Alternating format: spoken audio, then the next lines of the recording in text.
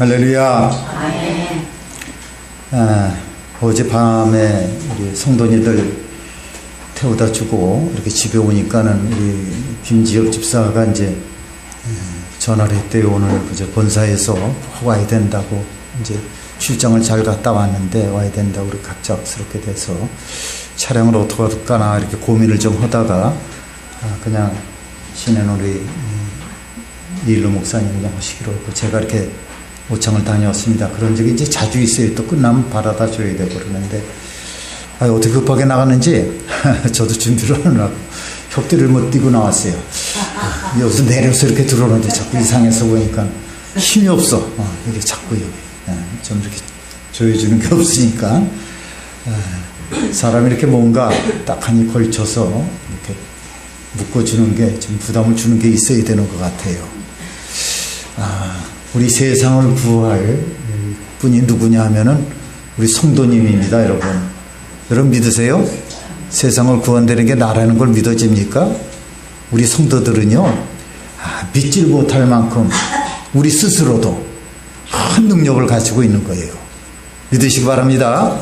그건 뭐냐? 세상을 구원할 능력입니다. 이야, 내가 그저 이웃 사람 하나도 내가 제대로 이렇게 관리를 못해서 어떨 때는 오해를 받고 그러는데 세상을 내가 어떻게 구해? 오늘 본문에서는요, 우리는 성도들에게 있는 그런 그 능력을 우리가 이렇게 보게 됩니다. 이 사도 바울이 모두 6번의 재판을 받은 후에 석방이 될 수 있는데도 불구하고 로마의 가이사 왕에게 가서 재판을 받게 해달라고 요구함에 따라서 드디어 로마에 갑니다. 하나님께서 이미 로마에 갈 것이라고 말씀을 하셨고, 또 이 바울도 당대 세계 중심지였던 그런 로마로 들어가서 꼭 복음을 전하고 싶었기 때문에 그는 비록 죄수의 몸이지만은 로마에 가는 길로 이렇게 가다가 거센 풍랑을 만납니다. 율리오라고 하는 이 백부장이요, 이렇게 죄수들을 이렇게 이끌어가지고 이렇게 호송을 받아가게 되는데, 가는 도중에 일행이 탄 그런 배가 유라굴로라고 하는 그런 큰 풍랑에 이렇게 휩싸이게 됩니다. 이미 겨울이 시작돼가지고 이제 배가 더 항해하기가 좀 어려울 때가 이제 점점 다가오는데, 이 선원들이 있죠. 배의 선원들과 그 다음에 이 백부장, 이 사람이 즐길 거리가 없는 그런 조그마한 항구 도시인 이 그레데 미항보다는 유흥 도시인 큰 그저 항구 도시 베닉스에서 겨울을 보내고자 무력에 항해했기 때문에 그렇게 이제 곤란을 겪게 된 겁니다.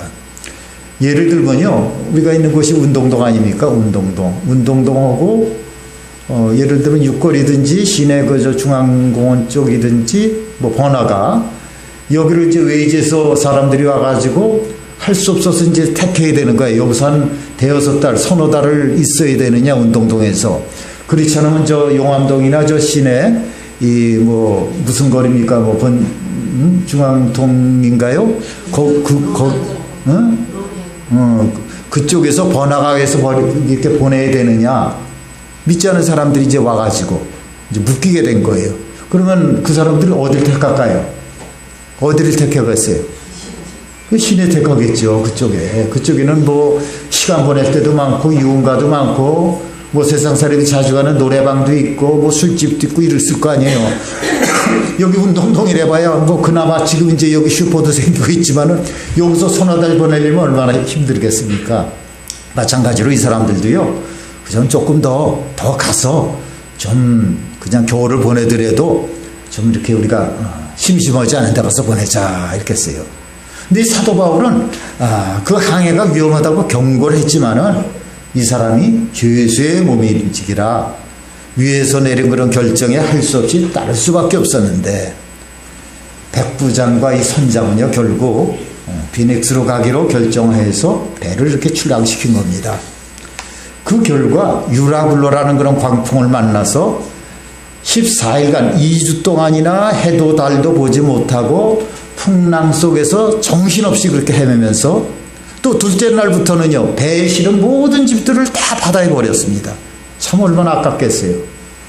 셋째 날에는 배 기구마저도 노래든지 배 기구들 많잖아요. 항해를 해나가려면요.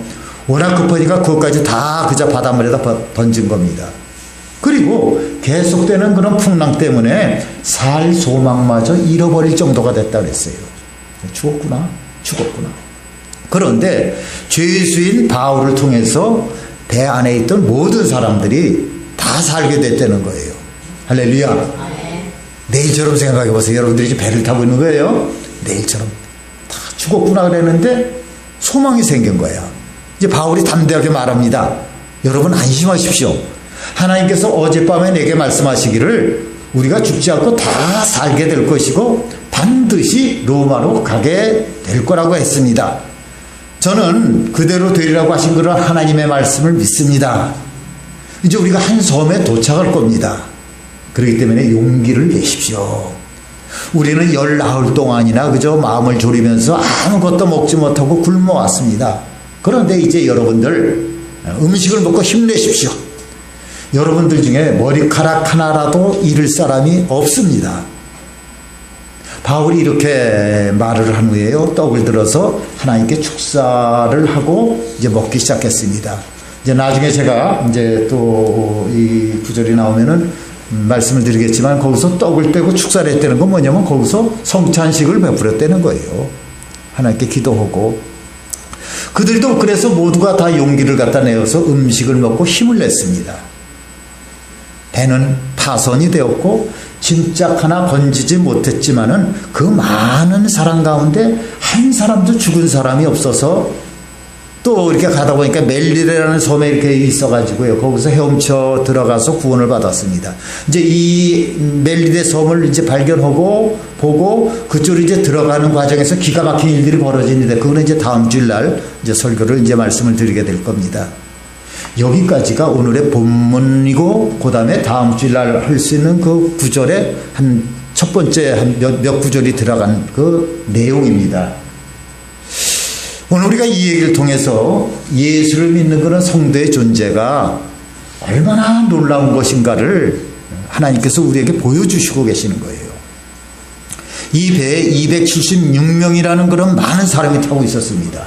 지금은 뭐 276명 아무것도 아닌 것 같지만은 그 당시엔 꽤 큰 그런 함정이었습니다. 그 중에는 로마 군인도 있었고요, 선원도 있었고, 여행객들도 있었고, 죄수들도 있었습니다. 여기서 바울은 죄수 입장이었죠. 그렇죠? 그러면 죄수인 이 바울이 사람들에게 어떻게 보였겠습니까? 아이고, 혀를 차지 않았겠어요? 끝난 인생으로 봤을 것입니다. 사람들한테. 보편적으로 죄수라고 하면은 어떻게 우리가 인식됩니까? 좀 부끄러운 존재 아니겠습니까? 죄를 지고 온 사람들. 거기는 그저 여러 가지로 그런 죄인들이 있겠지만은 그런데 풍랑이 일고 나니까요. 죄수였던 이 바울을 통해서 그 배에 탄 모든 사람들 그러니까 276명의 생명이 구원을 받았습니다. 왜 그렇습니까? 중요한 겁니다, 여러분. 바울이 하나님의 성도였기 때문이에요. 믿습니까, 여러분? 하나님의 성도. 이것이 성도를 향한 그런 하나님의 놀라운 계획입니다. 놀라운 계획. 여기 좀 보세요, 여기들. 딴짓하지 마시고. 그렇습니다. 성도에게는 세상을 구원할 그런 능력이 있어요. 능력이. 이 나라와 민족이 위기에 빠졌을 때에 분명히 민족의 자긍심을 일으켰던 것은 다름 아니고 성도요, 교회였습니다.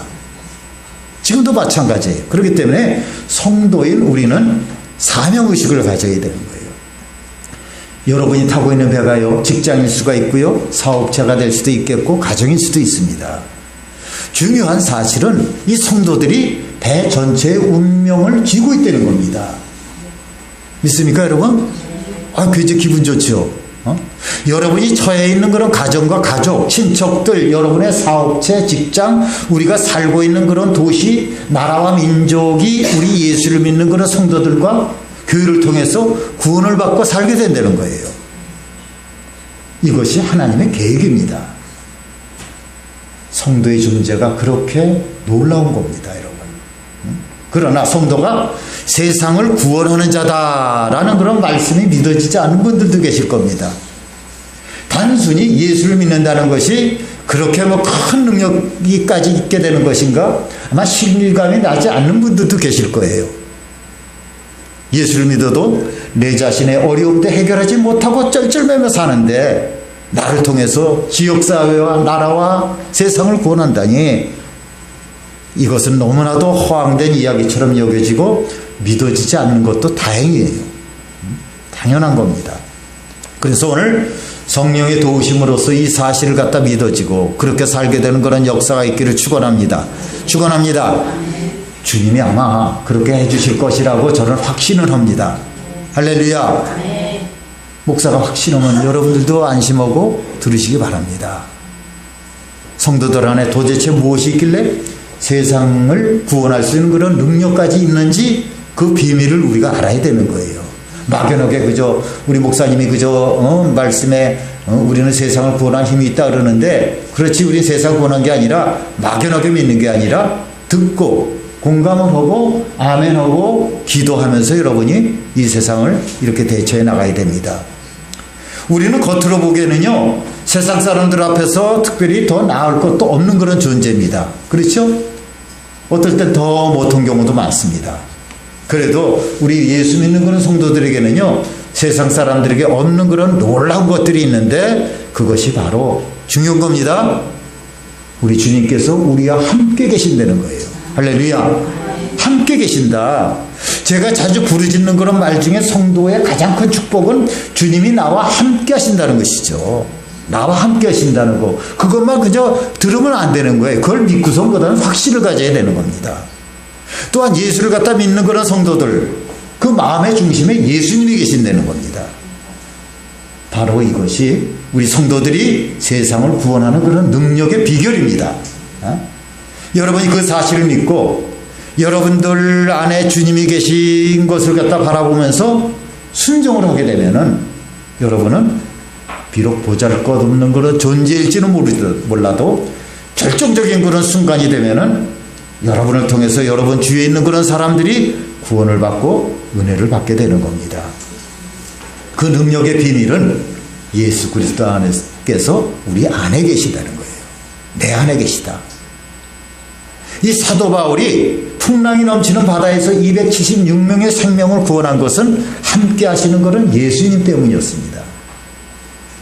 여러분, 사도 바울이 어떤 신분이었어요? 죄수였죠. 죄수. 그러나 그가 담대하게 풍랑으로 14일을 고생을 하고 살 소망도 끊어진 그들에게 걱정하지 마세요. 이제 식사해도 됩니다. 아무것도 먹지 못하지 않았어요. 이제는 드세요. 이제 하나님이 우리를 다 구원해 주실 터이니까는 마지막 힘을 내세요. 이렇게 담대하게 이렇게 말할 수 있었던 그런 이유는요, 예수님께서 구원을 해 주실 것이라는 그런 분명한 말씀을 들었기 때문인 거예요. 비록 배는 지금 풍랑 가운데 있다 할지라도 그곳에 사도 바울이 있고 그 안에 예수님이 계셔서 항상 바울에게 말씀해 주시고 또 옆에서 늘 동행해 주시니까는 두려움이 하나도 없다, 걱정할 것도 없다, 그 말인 것입니다. 주님이 말씀하시면요, 그대로 이루어질 것을 바울이 믿었습니다. 우리들도 믿게 되기를 축원합니다. 축원합니다. 이 바울은요, 풍랑을 만나서 다 죽게 된 배 안의 사람들에게 함께 하시는 예수님을 바라보게 한 거예요. 바라보게. 다 살았을 때 얼마나 그저 하나님께 영광 돌렸겠어요. 저 사람이 믿는 그런 종교가 뭔가, 기독교가 어떤 건가, 자연스럽게 전도가 됐을 것입니다.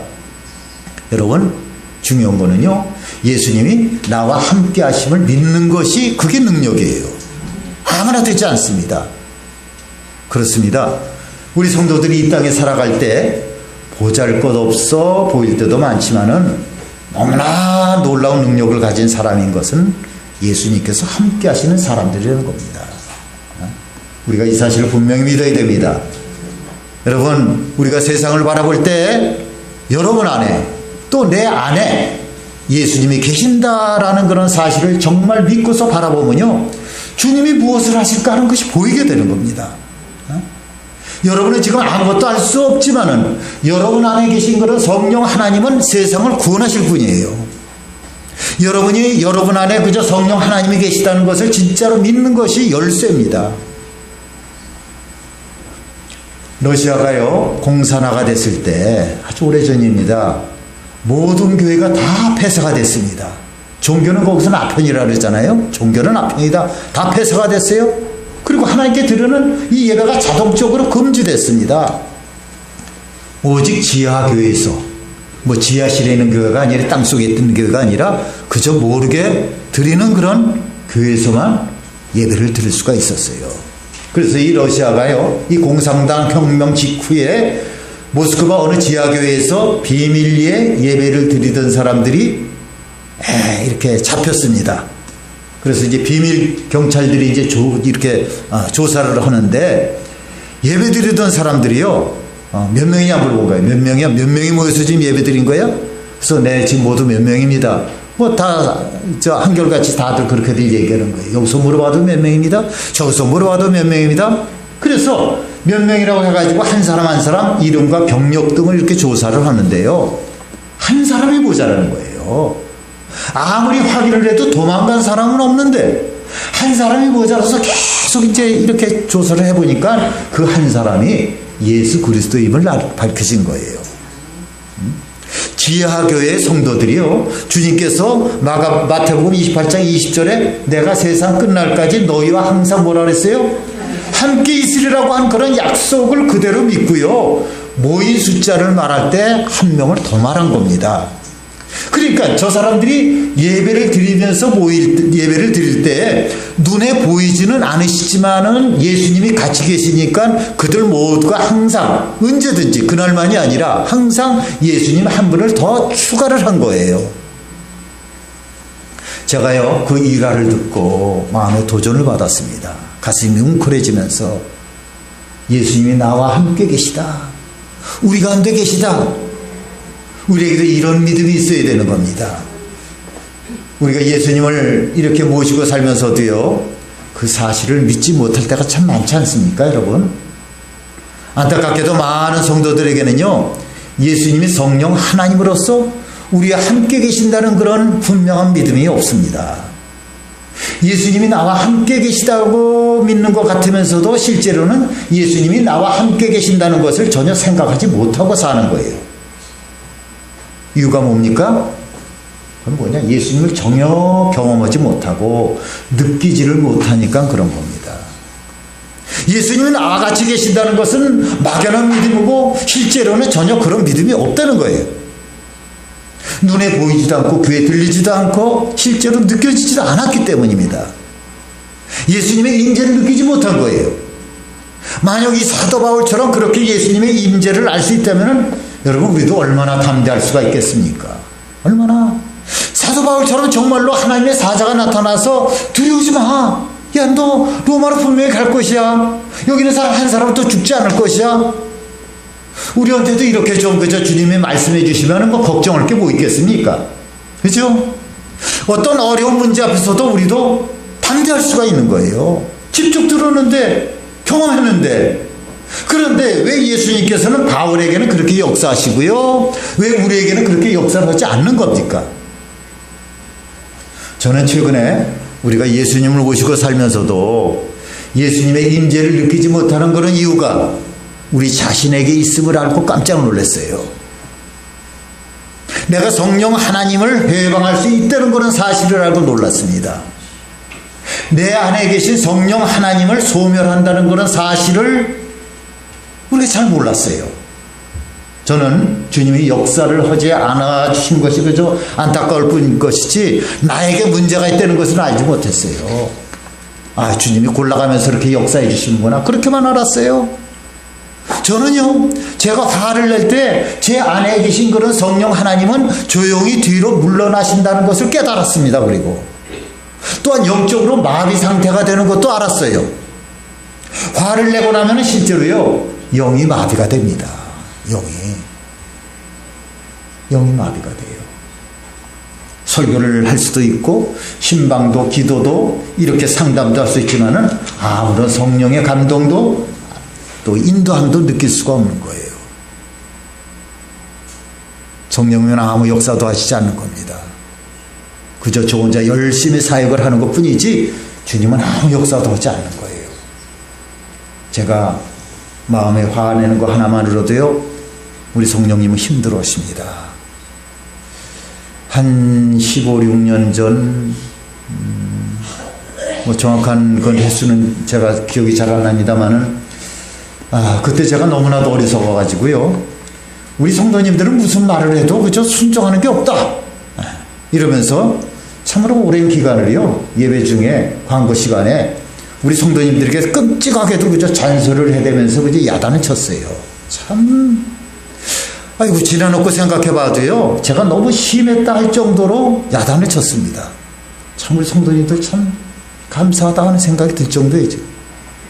마침 그 당시에 어떤 상황이었냐면, 저 YMCA에서 제게 교육을 받고 있던 그런 청년들이 참 많이 매주 우리 교회에 이렇게 나오고 있어서 이 성가대가 청년들 위주로 활동을 했습니다. 그래서 여기는 다 바닥에 앉았는데 여기다 의자를 내겨놓고 여기 이제 앉아서 이렇게 했어요. 또 청년회 회장, 청년회도 결성이 됐습니다. 정식으로. 그 당시에는 그저 우리가 저녁 7시 반인가 7시 예배를 드렸는데 다들 참석을 했어요. 웬만한 우리 청년들이 다 참석을 했습니다. 그런데 부산에서요, 이렇게 청주로 올라와서 직장 생활을 한 5, 6년 정도 하던 그런 어느 청년이 자진해서 자기가 청년회 회장을 하겠노라고 자원을 했어요. 이렇게 투표를 하고 막 이래야 되는데, 그때 이제 청년들도 다 알고 이제 몇 달 지났으니까는 투표를 했어야 되는데, 아니, 내가 오겠다고. 내 이름도 안 잊어버려. 성은 얘기 안 하겠지만 경수야, 경수. 여러분들 아실 거예요. 잘생겼죠? 아주 건장하고 그냥. 예? 그때부터 청년회와 이 성가대에 순환이 오기 시작했습니다. 이 회장 청년이요, 이 저녁 예배까지 다 마치놓으면 한 9시쯤 됩니다. 그때 설교도 길었어요, 제 설교가. 그럼 청년들을, 성가대 아닌 청년들도 저쪽에서 일로 다 나오라고 그래요. 그렇게 여기를 앉혀가지고 모아놓고 매주 야단을 치는 거야, 매주. 어떨 땐 그저 여자 청년들이 찔끔찔끔 우는 장면도 제가 봅니다. 좀 심하다 싶었지만은 잘 해보자고 그러는 건데 제가 섣불리 나설 수가 없었어요. 한번 얘기를 좀 해야 되는데. 근데 야단치는 내용을 들어보면 그저 구구절절 모두 가요. 교회를 위한 그런 야단이었고 옳은 말뿐이었어요. 그렇게 야단치기를 3주째인가 4주째인가 어느 날 주일 늦은 저녁에 늦은 밤에 성령 하나님께서요, 저의 영의 눈을 열어주시면서 그 야단치는 장면을, 그 장면에 저를 개입시켜 주셨어요. 김 목사야, 봐라, 저게 너 모습이야? 내 모습이 어떠냐? 같은 청년들을 야단치는 그 모습을 영의 눈으로 보니까는 그것은 제가 우리 성도님들을 야단치는 그런 모습이요. 그저 오버해서 이렇게 같이 이렇게 덮여져 가지고 보여주실 거예요. 그 청년들의 모습이 우리 장년들, 우리 성도님들 그 모습으로 이렇게 비춰진 거예요, 제가. 청년들 얼굴들이 너무나도 추한 모습이었어요. 제가 이제 객관적으로 이제 그걸 보게 되는 거죠. 부끄러워서 몸둘 바를 몰랐습니다. 저게 나로구나. 나로구나. 그래서 제가 즉석에서 꿇어앉아가지고요, 회개를 했습니다. 하나님, 주님께서 제게 맡겨주신 그런 저 귀한 성도님들을 앞으로는 야단을 치지 않고 주님 섬기듯이 이렇게 잘 섬기겠습니다. 용서해 주세요. 그때부터 저는요, 우리 성도님들에게 뭐 지적하는 것이라든지 잔소리라든지 뭐 이런 것들을 많이 이렇게 줄이고 노력을 했습니다. 그래서 저는 그 청년회장을 불러가지고요, 앞으로는 조금 좀 미숙하고 마음에 안 드는 일이 있다 할지라도 예배를 마치면은 그저 은혜롭게 격려하면서 웃으면서 돌아가야지, 이렇게 야단을 치면 안 된다고 권면을 했어요. 그러니까 이 청년이요, 저를 그저 노려보면서, 목사님과 교회를 대신해서 제가 야단을 치는데 뭐가 그렇게 마음에 안 듭니까? 라면서 화를 내면서 아주 거칠어졌어요. 제가 참 당황을 했습니다. 속에서 화가 났지만은 그가 아직 어리고 미성숙해서 그렇지 하는 마음으로 참았습니다마는 자존심도 상하고 그 청년의 행동이 너무 무례하니까 말이 잘 안 나와요. 그렇다고 해서 같이 싸울 수 없는 그런 입장 아니겠습니까? 아무 말도 할 수 없어서 조용히 기도하면서 있을 수밖에 없었습니다. 그런데 그 일을 하면서 그 일을 겪으면서 제가 깨달았어요. 제가 제 안에 계신 그런 주님께 그동안 꼭 그 청년이 한 것처럼 제가 한 거예요. 말도 안 되지만 실제로 그랬습니다. 여러분이 정말로 존경을 하고 또 함부로 대하기가 어려운 분을 모시고 있으면요, 여러분은 틀림없이 여러분의 감정을 조절할 겁니다. 그렇죠? 내 앞에 정말 참 어려운 사람이 있고 내가 조절할 줄 알 거예요. 말 한마디도 조심해야 되겠죠. 그런데 우리는 성령 하나님을 우리의 심령에 모시고 있으면서도 벌컥벌컥 분노하고 화를 내고, 이건 완전히 성령 하나님을 무시하는 그런 행동 아니겠습니까? 제가 실제로 반대인 그런 입장을 겪어보니까요, 아무것도 못하겠더라고요. 제 안에 계신 그런 성령 하나님도 아마 그랬으셨을 거예요. 아무것도 못하셨을 것입니다. 성도 여러분, 우리가 예수를 믿고 엄청난 축복을 받지 않았습니까? 그 축복이 뭡니까? 성령 하나님께서 내 안에 들어와 계신 거예요. 내 심령에 계신 분이 성령 하나님이시라는 거예요. 성령 하나님이 내 안에 오셨기 때문에 믿지 않으면 불신다르더니요, 오늘같이 날씨가 좋은 날 그저 산으로 들러 놀러 가는데 여러분들은 하나님께 예배드리러 교회 온 겁니다. 여러분의 심령 안에 이 성령 하나님이 여러분에게 있으심을 믿으시기를 축원합니다. 그런데 그 하나님이 얼마나 보배로우신 분인지 여러분이 정말로 잘 알아야 하는 거예요. 만약에 내가 속한 모임, 여러분들 모임들 다 이렇게 들어가 있잖아요. 뭐 없는 사람들은 이 동네에 또 이 개도 들어가 있고 뭐 이렇게 저렇게. 근데 내가 속한 모임에서 여행을 갔다 그러세요. 근데 그 여행에 가는 그 경비며 뭐 이런 공금을 내가 이렇게 회계를 맡았다면은 가지고 있는 돈을 아마 조심스럽게 이렇게 보관하고 보호할 겁니다. 돈이 든 가방에 대해서 굉장히 주의할 거예요. 식당에 가서 밥을 먹어도요, 항상 돈이 들어있는 그런 가방에 이렇게 신경이 쓰일 것이고, 어디를 구경을 가도 그저 구경하는 것에 절대로 집중이 안 될 겁니다. 왜 그렇습니까? 혹시나 돈을 잊어버리면은 모두가 다 꼼짝을 못하는 거 아니겠습니까? 그런데 여러분, 돈이 그 정도라면은 돈이 내 안에 계신 그런 예수님은 말할 수 없이 귀중한 보배인 것을 여러분 아십니까? 무엇으로도 표현할 수 없는, 바꿀 수 없는 그 보화가 내 안에 계신 성령 하나님이라는 거예요. 우리가 성령 하나님에 대해서 이런 마음을 가져야 되는 겁니다. 우리 주님의 임재하심은 놀라운 축복이지만은 잘 지켜야 할 그런 보배이기도 한 거예요. 막 떼어는 게 아닙니다. 고린도후서 4장 7절을 보겠습니다. 우리가 이 보배를 질그릇에 가졌으니 이는 심히 큰 능력은 하나님께 있고, 같이 합시다. 우리에게 있지 아니함을 알게 하려 함이라. 성령 하나님께서 우리 안에 계신 것을 보배가 질그릇에 있다고 표현을 했습니다. 우리 안에 오신 그런 성령 하나님 누가 잘 알아요?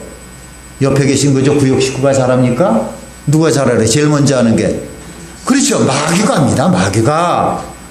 성도들은요, 그 성도는 아무것도 아니지만은 그 성도 안에 예수 그리스도 성령 하나님께서 오신 것 때문에 마귀가 골칠 수 없는 겁니다. 지근지근할 거예요. 그래서 우리들에게 돈을 빼앗고 건강을 빼앗는 것보다 성령 하나님과의 친밀함을 빼앗아가려고 온갖 수단 방법을 가리질 않습니다. 별걸 다 가지고. 우리가 성령 하나님의 임재를 느끼지 못하면은 그들이 우리를 마음껏 가지고 놀 수 있기 때문에 무슨 수단 방법을 통해서라도 조그만 틈이 있다 할지라도 글로 들어오는 거예요. 그렇기 때문에 이 악한 마귀는 우리를 충동질해서 성령 하나님의 임재를 못 느끼게 만드는 겁니다. 여러분이 여러분 안에 오신 그런 성령 하나님의 놀라운 임재를 지키지 못하면은 마귀가 완전히 속는 겁니다. 하나님은요, 아담과 하와에게 에덴 동산의 축복을 지키라고 말씀하셨어요. 왜 그렇습니까? 마귀가 빼앗아가려고 하니까. 창세기 2장 15절을 보겠습니다. 여호와 하나님이 그 사람을 이끌어 에덴 동산에 두어 그것을 경작하며 함께합니다. 지키게 하시고, 다시 한번 지키게 하시고. 그런데 아담과 하와가 그것을 못했습니다. 뱀의 유혹에 넘어가서 선악과를 따먹으면서 에덴 동산의 축복을 다 잃어버린 거예요. 우리 예수 믿는 그리스도인들은 다 그렇습니다. 더욱 그런 거예요. 예수님의 임재하심을 우리가 지켜야 되는 겁니다. 여러분, 예수님의 성령 하나님으로서 우리 가운데 오셨습니다. 이제 우리의 마음 가운데 에덴 동산이 이루어진 거예요. 그런데 이것을 지킬 줄 알아야 되는 겁니다. 잠언서 4장 23절을 같이 읽겠습니다. 시작. 모든 지킬 만한 것 중에 더욱 내 마음을 지키라. 생명의 근원이 이에서 남이라. 여러분, 예수를 모시고 사는 그 마음을 우리가 지켜야 되는 겁니다. 마귀는 항상 우리의 감정을 충동질하고 있어요. 그래서 벌컥벌컥 화를 내게 합니다. 여러분이 화를 내고 나면 주님의 임재를 거의 느끼지 못해요. 못 느낍니다.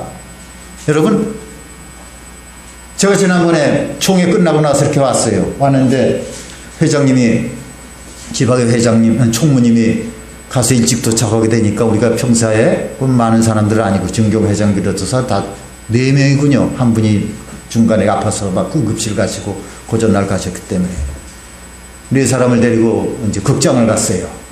저기 서청주에 있는 롯데 시네마에 가고선 그때 제일 그저 사람들이 많은 가는 그 영화가 뭐냐면은 저기 마동석이 나오는 게 뭐죠? 이름 보고서 잊어버렸네. 아주 이제 그 폭력적인 영화예요. 아주 굉장히 아주 아주 1000만이 곧 넘어갈 거라고 그렇게 광고도 하는 건데. 한국 영화도 참 잘 만들었다 하는 생각을 예전부터 갖고 있었지만은 스토리가 단순하니까 재미있어요. 그런데 끝나고 나서는 얘기했어요. 앞으로 목사들은 이런 걸 보고 안 될 것 같습니다. 얼마나 폭력이 난무하는지 우리의 영이 병들 것 같아요. 그랬어요. 우리의 영이 병들 것 같으니까 우리가 폭력적인 거는 보지 않는 게 좋겠습니다. 또 그렇게 폭력적인 걸 그저 한 2시간 가까이 이렇게 보다 보니까 주님의 임재를 못 느끼는 것 같아요. 내가 목사인지 저 속에 들어가 있는 그냥 불량배인지 조폭인지. 여러분, 우리들이 주님을 무시해도요 보통 무시하는 것이 아니지 않습니까? 때로는 우리가 감정을 절제하지 못해서 화를 내거나 불평하거나 음란한 일에 그저 눈길을 갖다 주거나 세상의 욕심을 품으면은요 이 성령 하나님의 임재에 대한 그런 축복은 사라져버리고 더러움과 혼잡스러움과 우울함이나 짜증과 불안을 느끼게 되는 겁니다. 성령 하나님 놓치면 우리 그래요. 그런 상황에서 사는 겁니다. 그런 상황에서. 솔직히 예술 같은 청석 믿지 않았으면 이제 그런 건 없겠죠. 그냥 세상 사람들 그저 사는 대로 이리 휩쓸리고 저리 휩쓸리고 무슨 불안이 오고 무슨 짜증이 오고 무슨 우울함이야. 아이고 시원하다 내가 오늘 잘했구나 이럴지 모르지만은 우리 예수 믿는 사람들은 그런 걸 느끼게 되는 거예요. 그러니까 우리가 정말 마음을 지켜야 되는 겁니다, 여러분. 예수님께서, 성령 하나님께서 내 마음에 계시다는 것을 정말로 알고 마음의 감정이나 생각까지라도 정말 조심하지 않으면 영적으로 우리는 완전히 무디어져 버리는 거예요. 우리가 주님 앞에서 도저히 가질 수 없는 그런 마음과 생각을 품고 말과 행동을 해버리고 나면요 그 다음부터는 성령 하나님은 가만히 계십니다. 올 수도 그때부터 우리의 모든 영들은요 다 그저 무디어지는 겁니다. 예수를 믿는 그리스도이면서도 세상의 문화와 더러움과 흑암의 영들 사이에서도 잘 지내는 사람들이 있어요. 어느 사이? 흑암의 영들 사이에서 잘 지내는 사람들이 있어요. 이 사람들은 세상 잡기에 능하고 갈 때 안 갈 때를 그저 구분하지 않고 잘 다닙니다. 그들의 영이 둔감해졌기 때문이에요. 둔감해졌기 때문에 평소에 그저 더럽고 악하여서 둔감한 영적인 상태로 살아가는 그런 사람은요 세상의 영들과 그저 접촉을 해도 별로 고통을 느끼질 않습니다. 오히려 맑고 밝은 빛의 그 세계에서는 불안감을 느끼면서 이질감을 느껴요. 도리어 오히려 교회의 것을 갖다가 조금씩 부담스러워합니다. 교회는 의무감 때문에 오는 것이고 진짜 마음에 원하는 것은 뭐냐? 세상에 나가서 노는 거예요. 교회에서는 그저 뭐 집사다 권사다라고 하면서도 놀라갈 구실만 있으면 그저 주일이고 수요일이고 그저 안중했고 옳다구나 땡이로구나 그저 이게 왜 횡전해 하면서 거리낌 없이 그저 달려갑니다. 그런 그들은요 오히려 어둡고 더럽고 음란한 것에서 즐거움을 느낍니다. 여러분 이런 마음의 상태가 어떤 것인가를 우리가 알아야 되는 겁니다.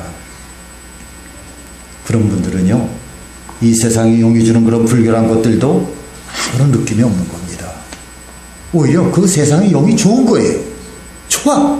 그러나 주님의 임재에 눈이 뜨이고 나면은 절대로 그렇게 못 삽니다. 절대로 못 사는 거예요. 지옥의 영들과 어둠의 영들의 움직임들이 견디기 어려운 거예요. 못 견디는 거예요. 얼마나 마음의 거부감으로 다가오는지 모릅니다. 너무 불편해서 견딜 수가 없어. 못 견뎌. 전에는 그렇게 좋기만 하던 것이요. 전에는 그렇게 편하기만 하던 그런 자리가 이제는 너무너무 괴로운 겁니다. 그런데 여러분 그 괴롭고 못 견디고 힘든 거 그게 사실은 정상입니다. 그게 정상이에요. 따라합시다. 그게 정상이다. 우리 예수 믿는 사람들이 이런 거 저런 거 생각지도 못하는데 그저 막 이런저런 경험했을 때 마음이 불안하죠. 아 이거 안 되겠구나 깜짝 놀라고 이게 다시 오면 안 될 자리로구나 이런 걸 느끼는 것이 그게 정상이라는 거예요. 그게 믿음 좋고 뭐 이렇다는 게 아니라 주님을 바라보는 눈이 열린 그런 사람은요 세상과 절대로 병행해서 살 수 없습니다. 그리고 이 세상에 악한 영들이 너무나도 강하게 역사하고 있는 것을 느껴요. 우리는 아 이게 악의 권세로구나 마귀가 지금 틈타고 있구나. 여러분 세상에서 완전히 벗어나서 살 수는 없지만은요 이 세상에서 더럽고 악한 흑암의 영들에 대해서 너무나도 예민하게 느껴지니까는 고통스러운 겁니다. 아무것도 못 봐요. 아무 자리나 못 갑니다. 세상적인 잡기 그저 돈 주고 하라고 해도 싫습니다.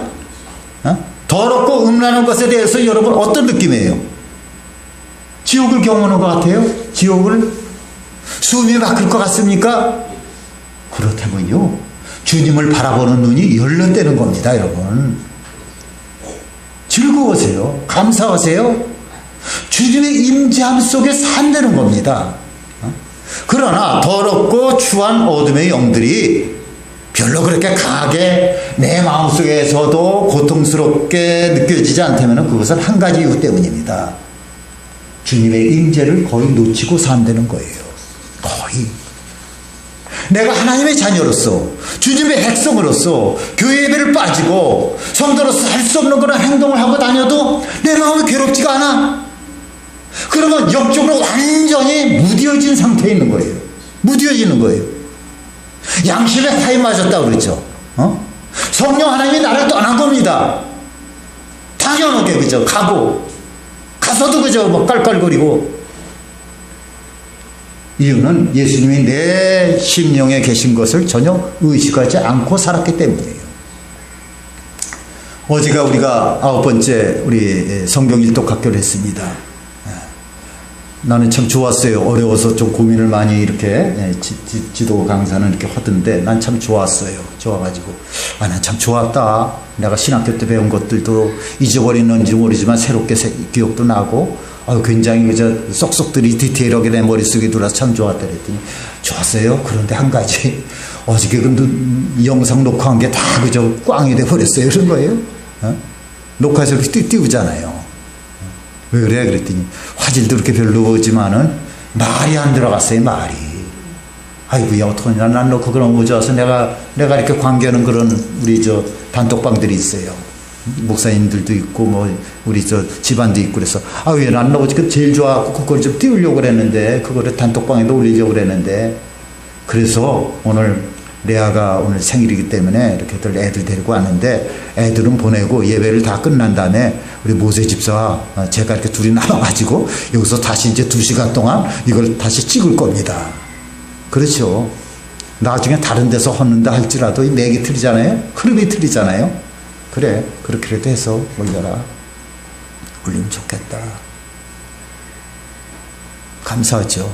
그래도 할 수 있는 그런 기회가 있으니까 물론 뭐 어저께 11명 우리 12명인가 11명 참석했는데 그 참석 11명하고 한 명하고 또 틀리겠죠? 그것도 한 명은 또 이거 찍는 사람이고 남편이고 어제 또 애들이 못 왔기 때문에 또 우리 김모세 집사가 제대로 듣지 못했습니다만은 우리가 몇 주 전에 지난번인가요? 열왕기 상하, 뭐 역대하, 뭐 사사기 이런 걸 보면요. 우리가 보지 않습니까? 매번 요새 그걸 공부하지 않겠어요? 우리가 공부를 하다 보면은 이스라엘 백성들이요. 다른 민족과의 전쟁에서 패해서 노예처럼 살게 되는 이야기가 계속 나옵니다. 어저께도 우리가 저 북이스라엘은 어디에게 망했다 그랬죠? 아수르에게 망하고 남유다는 바벨론에게 망했다는 얘기 들었잖아요. 마지막에 얼마나 끔찍합니까? 성경 말씀대로 살지 않고 그다음에 우상을 숭배하다 보니까는 자기 앞에서 두 아들이 죽임을 당하고 자기는 두 눈이 뽑힌 채로 거길 끌려갔더니 이게 참 여러분 성경 말씀은 그게 진실인 걸 여러분들 아시게 돼요. 그게 남의 얘기가 아닙니다. 여러분 2000년 전 얘기가 아니에요. 지금 2000년 전보다도 우리가 얼마나 더 야단을 맞게 생겼습니까? 그때는 그저 모르니까 하도 많은 종교 안에서 다른 종교이니까 그렇지만은 우리는 지금 다 알고 믿는 거 아니에요? 성경까지 다 있고 우리가 조심해야 됩니다. 어쨌든 계속 패하고 그저 노예로 살고 되는 걸 얘기가 나와요. 그런데 그 이유는 항상 같아요. 뭐냐? 사사기서 3장 7절을 보겠습니다. 이스라엘 자손이 여호와의 해봅시다. 시작. 목전에서 악을 행하여. 아멘. 이스라엘 자손이 여호와의 목전에 악을 행하여. 어디에서? 목전에서 하나님의 눈앞에서 악을 행하여. 이 사사기 전체에 계속 반복해서 나오는 그런 이야기예요. 이스라엘 백성들이 하나님의 목전에서 악을 행하였다는 그런 의식이 없었어요. 이 사람들이. 여기서 여호와의 목전이란 어떤 특정한 장소를 가리키는 게 아닙니다. 그들은 일상에서 아무렇지도 않게 죄를 짓는 거예요. 아무렇지도 않게 우상에게 절을 하고 우상을 만들고 하나님이 어디서나 보고 계시다는 것에 대해서 믿지도 않았기 때문에 자기들이 말하고 행동하는 것을 하나님이 언제나 보고 계시다는 것을 전혀 믿지 않았기 때문에 그들은 그렇게 살았어요. 그렇게 죄를 졌다는 그런 의식이 없었기 때문에 계속해서 징계를 받고 산 거예요. 뭐 이런 분들 여러분 되시죠? 여러분 됩니다. 아침에 일어나면 저는 그죠?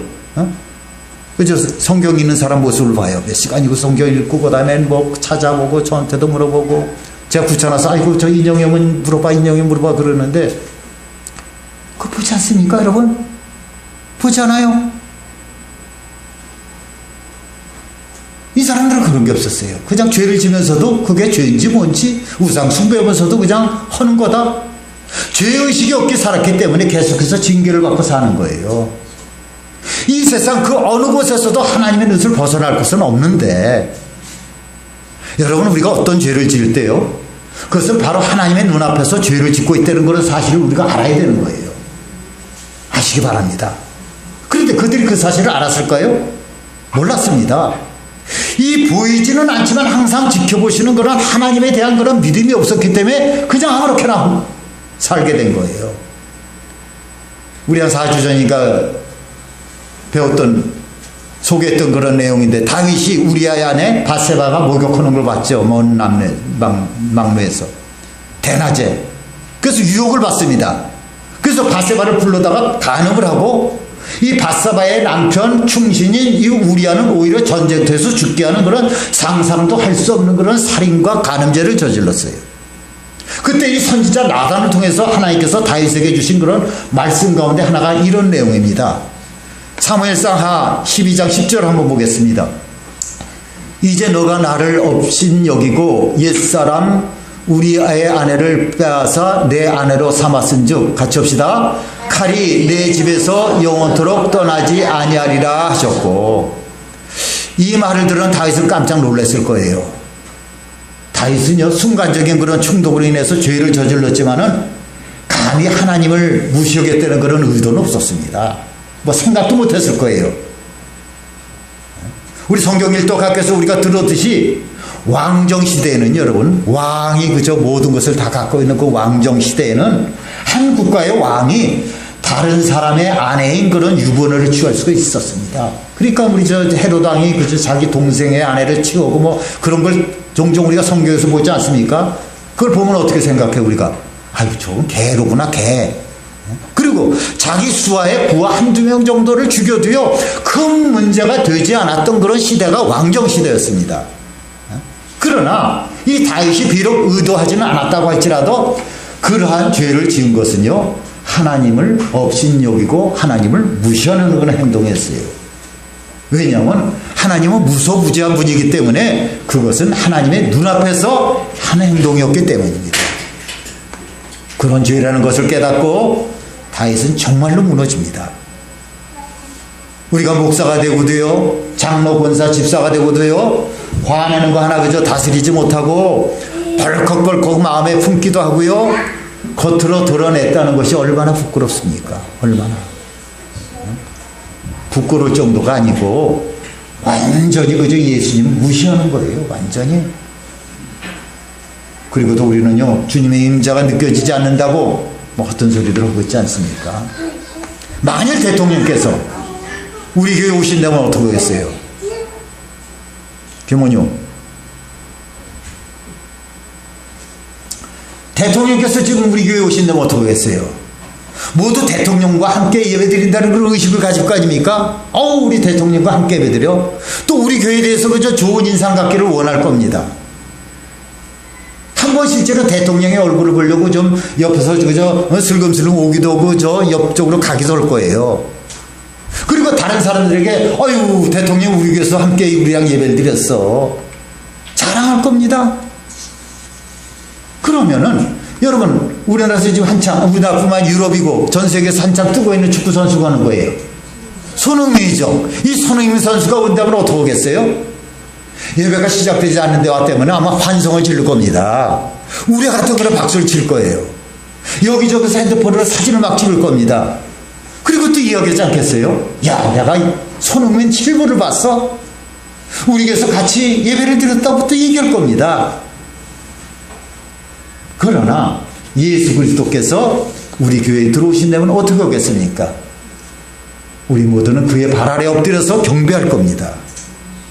여러분 대통령이 오시는 것과요 손흥민 선수가 오는 것과는 다른 차원입니다.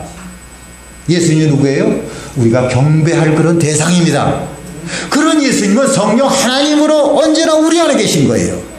그런데도 어떻게 우리는 그저 내 심령 안에 계신 그런 성령 하나님을 경외하는 마음으로 그저 살지 않는 것인가? 어떻게 그렇게 화를 잘 내나? 어떻게 그렇게 마음의 생각을 함부로 갖고 있는 것인가? 말을 어떻게 그렇게 쉽게 하는 건가? 농담이 어떻게 그렇게 쉽게 나오겠습니까? 성령 하나님이 내 마음에 계시다는 그런 엄청난 복을 받고도요 실제로 믿어지지 않으니까 내 안에 계신 그런 성령 하나님이 아무 역사도 못 하시는 거예요. 이 사실을 정말로 믿는 사람이라면요 윤리적인 그런 죄뿐만 아니라 화를 내고 불평하고 황당한 일에 그저 환론을 파는 것도 큰 죄인 것을 깨닫게 되는 겁니다.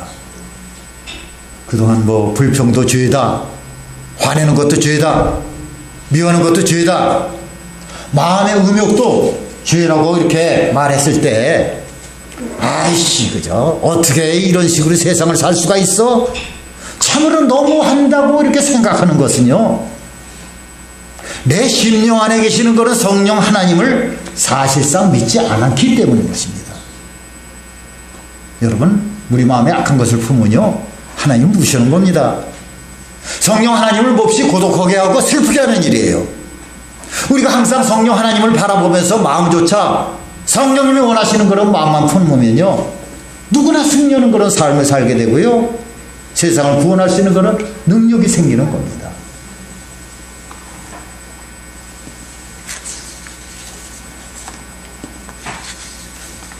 여러분 중에 항상 성령 하나님을 바라보며 사는 것을 이렇게 불편하게 이렇게 생각하는 사람들도 있을 거예요. 그러면 내 재미는 이제 끝났어. 아이고 세상에 낙이 그저 사라졌어. 이런 수준밖에 생각하지 못하는 그런 사람들은요 그 사람들의 안에 있는 성령 하나님은 조용히 물러난다는 것을 여러분 생각하셔야 됩니다. 그리고 말씀하십니다. 물러나시면서 너희는 내 임재 속에서 살아가는 것을 싫어하느냐? 나의 사랑 속에서 살면서 나를 섬기는 것이 싫으냐? 그렇다면은 악한 세력들에게 한번 지배를 받아봐라. 너가 원하는 대로 한번 살아봐라. 이런 식으로 내버려둔다면요. 로마서 1장이 이렇게 말씀했어요. 그럼 어떻게 살게 되는지 알겠니? 어떤 사람이 빛의 영이 되신 그런 주님, 그리스도의 빛 대신 지배를 받는 것을 갖다가 이렇게 거부하게 된다면요, 그는 더러운 영, 세상의 영인 악령의 지배를 받을 수밖에 없는 겁니다. 그래서 그리스도이면서도 어떤 사람들은 명예를 추구하는 그런 영에 사로잡혀서 몇 년이고 몇십 년이고 그대로 삽니다.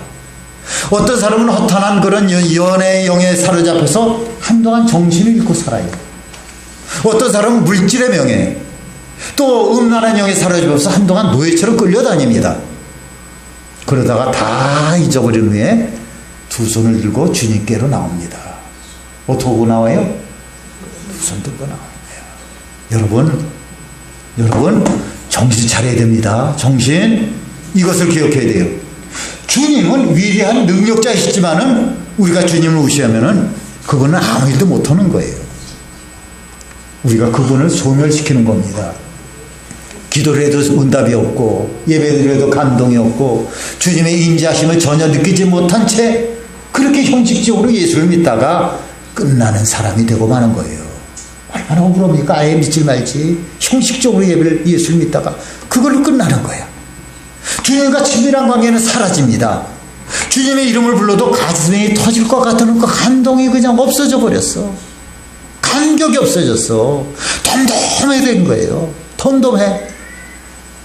그것이 주님의 임재를 알지 못하는 사람의 비극이라는 겁니다. 그러나 여러분이 정말 성령 하나님이 나와 함께 계시니 감사합니다. 제가 이제부터는 화내지 않겠습니다. 이제부터는 헛된 상상 하나도 그저 주님이 원하시면 하지 않을 것입니다. 말 한마디 농담 한마디 그저 이제부터는 다 조심할 것입니다.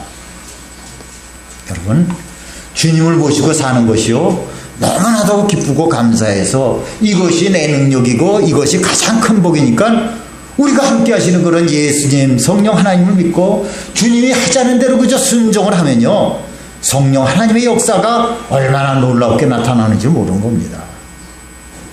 우리 안에 계시는 성령 하나님은요, 반드시 드러나기를 원하십니다. 우리만 구원받는 게 아니죠. 우리 주변에 있는 사람들이 다 구원받습니다. 내 가족과 일가 친척들, 직장 동료, 세상 친구들이 다 그저 구원을 받습니다. 교회는 나라를 건지는 교회가 되는 거예요. 이렇게 믿음과 작은 순종이 성령의 엄청난 역사를 일어나게 하는 겁니다. 성도에게 주어진 가장 큰 복은요, 오직 하나, 예수님께서 함께 하시는 그런 사람이라는 겁니다. 우리가 이 사실을 정말로 믿고 마음조차 주님께 이렇게 복종하고 작은 말씀이라도 이렇게 순종을 하면요, 예수님께서 우리를 통해서 세상을 구원하실 겁니다. 세상을 구원하는 여러분 되시기를 주님의 이름으로 축원합니다. 축원합니다. 우리 찬송가 280장 드리겠습니다.